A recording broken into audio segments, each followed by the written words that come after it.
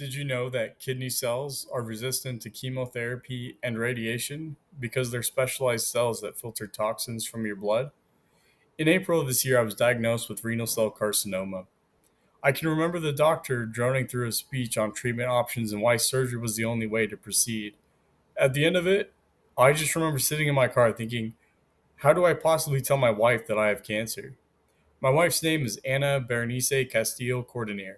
She was named after her grandmother, and she has been the glue that keeps our family together. First, I will share my wife's background. I will talk about what made her so influential to the people around her. And finally, I will discuss why my wife is so important to me. My wife grew up in rural South America with little access to necessities besides food, people, and religion. Born on December 21st, 1993, in La Villa Juarez in San Luis Potosi, South America. This is an underdeveloped rural village without running water, electricity, or internet. She was the fourth of seven children in a Catholic family born to Ernesto Castillo and Maricela Castillo. Their father, Ernesto, wanted his children to have more opportunities, so he sold the bus he drove for work so that his family could emigrate to the United States. This is just one of the ways my wife's family was supportive and caring for each other. This allowed my wife to learn English and ESL classes during middle and high school. Today, she is a hospital tracking coordinator for Blue Stem Health Medical Clinic, caring for patients, helping nurses, and leading in patient care. Next, I will talk about the adversity she faced to strengthen her character and goodwill. My wife was diagnosed with PCOS and told that she had tumors erupting from her ovaries. During this journey, she showed she was strong, fearless, and determined to become a mother.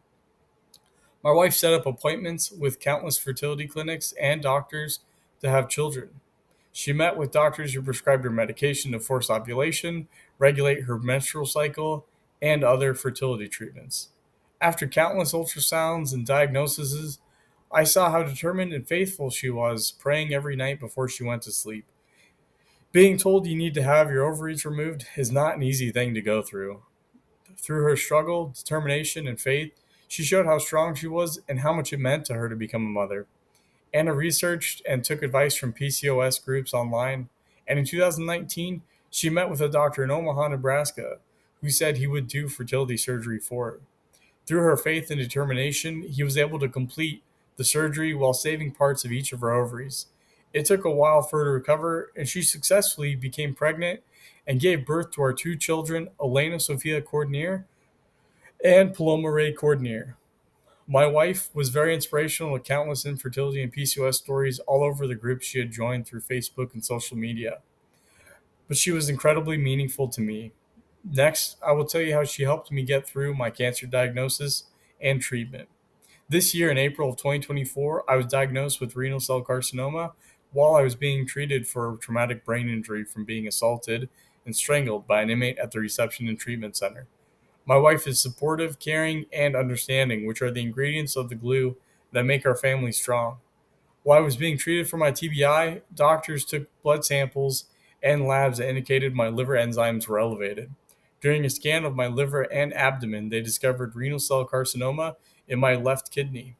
After I told my wife I was diagnosed with cancer, she told me to be positive and that everything would be okay. She took time off of work to help me and make it to my appointments, therapies, surgery, heal, and just to talk and listen to me.